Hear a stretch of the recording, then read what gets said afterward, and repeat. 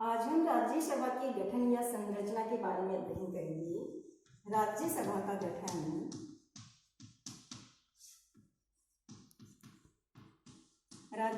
गठन भारतीय संविधान के आर्टिकल 80 में किया गया है, यानी अनुच्छेद 80 में किया गया।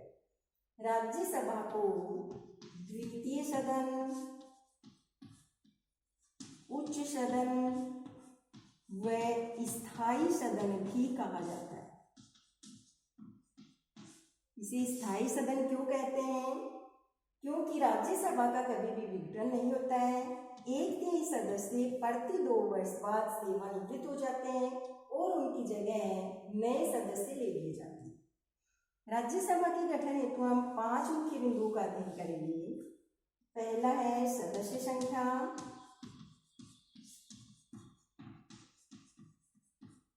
दूसरा है निर्वाचन, तीसरा है राज्यसभा सदस्यों की योग्यताएं, चौथा है राज्यसभा सदस्यों का कार्यकाल और 5वां है पदाधिकारी। इन 5 बिंदुओं के आधार पर राज्यसभा का गठन किया जाता है। सबसे पहले सदस्य संख्या के बारे में देखते हैं कि राज्यसभा की अधिकतम सदस्य संख्या कितनी हो सकती है? 250। और वर्तमान में राज्यसभा के सदस्यों की संख्या कितनी है? 245 है, जिनमें निर्वाचित और मनोनीत दोनों तरह के सदस्य हैं। निर्वाचित सदस्य कितने होते हैं? 233। और 12 सदस्य कैसे होते हैं? मनोनीत होते हैं। ये 233 सदस्य हैं, ये कहाँ से निर्वाचित होते हैं? विभिन्न राज्यों से निर्वाचित होकर आते हैं। और 12 सदस्य हैं जो मनोनीत किए जाते हैं, वो किसके द्वारा मनोनीत किए जाते हैं? राष्ट्रपति के द्वारा मनोनीत किए जाते हैं। और राष्ट्रपति कैसे व्यक्तियों को राज्यसभा में मनोनीत करता है? जो कला, साहित्य, विज्ञान, समाज सेवा, खेल आदि क्षेत्रों में ख्याति प्राप्त हो, विशेष ज्ञान रखता हो, ऐसे व्यक्तियों को राष्ट्रपति है वो राज्यसभा में मनोनीत करता है। अब दूसरा है निर्वाचन। राज्यसभा का निर्वाचन कैसे होता है? अप्रत्यक्ष रूप से। अप्रत्यक्ष रूप से होगा तो इसका निर्वाचक मंडल होगा। तो राज्यसभा के निर्वाचक मंडल कौन होता है? यानी राज्यसभा के सदस्यों का निर्वाचन कौन करते हैं? सभी राज्यों की विधानसभाओं के सदस्य और संघ शासित क्षेत्रों की विधानसभाओं के सदस्य मिलकर के किसका निर्वाचन करेंगे? राज्यसभा के सदस्यों का निर्वाचन करेंगे। अब इनकी मत पद्धति, निर्वाचन की इस मत पद्धति के आधार पर होता है आनुपातिक प्रतिनिधित्व की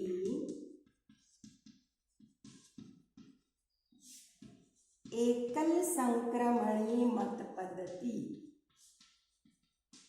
एकल संक्रमणीय या एकल हस्तांतरणीय मत पद्धति। आनुपातिक प्रतिनिधित्व की एकल संक्रमणीय मत पद्धति के आधार पर राज्यसभा के सदस्यों का निर्वाचन किया जाता है। आनुपातिक प्रतिनिधित्व से तात्पर्य क्या है कि राज्यसभा के सदस्य को निर्वाचित होने के लिए एक निर्धारित निश्चित अनुपात में मत प्राप्त करने होते हैं। निश्चित अनुपात में यानी न्यूनतम कोटा प्राप्त करना होता है, तभी वह विजयी होता है। ये सबसे ज्यादा वोट प्राप्त किए वो विजय नहीं होता है, बल्कि एक निर्धारित अनुपात निकाला जाता है इनका, और वो निश्चित अनुपात जो भी कैंडिडेट को मिलता है वही विजय घोषित होता है। दूसरा है एकल संक्रमणीय मत पद्धति।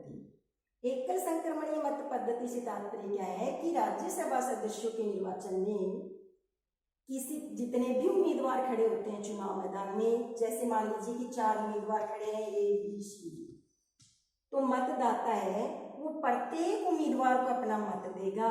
और वो किस आधार पर देगा? वरीयता के आधार पर देगा। जैसे मान लीजिए कि उसकी प्रथम पसंद ये है, दूसरी ये है, तीसरी ये है, चौथी ये।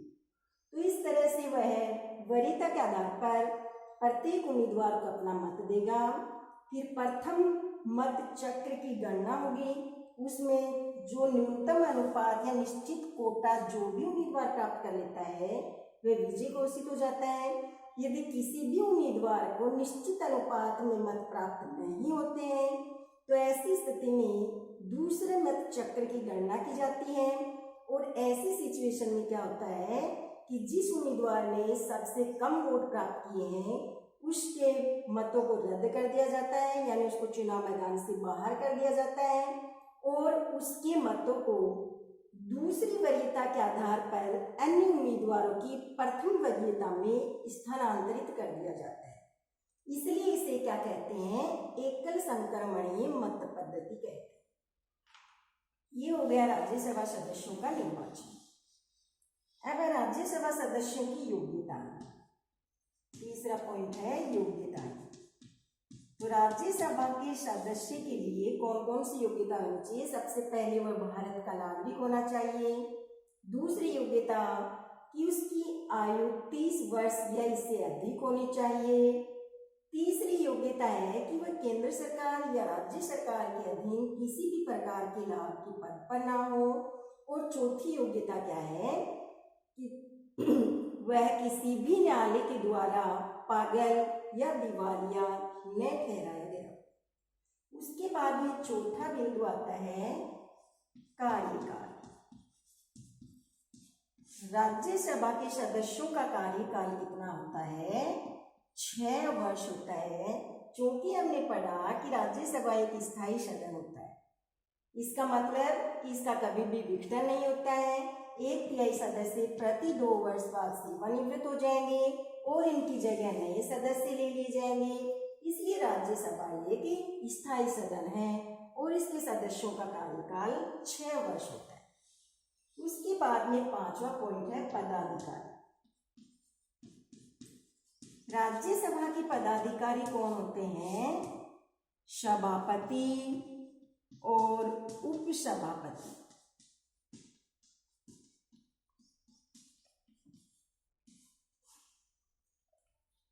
राज्यसभा का पदेन सभापति कौन होता है? उपराष्ट्रपति होता है। और उपराष्ट्रपति का निर्वाचन किसके द्वारा किया जाता है? संसद के दोनों सदनों के समस्त सदस्यों के द्वारा उपराष्ट्रपति का निर्वाचन किया जाता है। और उपराष्ट्रपति का कार्यकाल कितना होता है? 5 वर्ष होता है। दूसरा पदाधिकारी होता है उपसभापति। उपसभापति का निर्वाचन कैसे होता है कि राज्यसभा के सदस्य हैं वो अपने में से ही एक को उपसभापति के रूप में निर्वाचित करते हैं। चूंकि राज्यसभा के सदस्यों का कार्यकाल 6 वर्ष होता है, इसलिए उपसभापति का कार्यकाल भी कितना होगा? 6 वर्ष। धन्यवाद।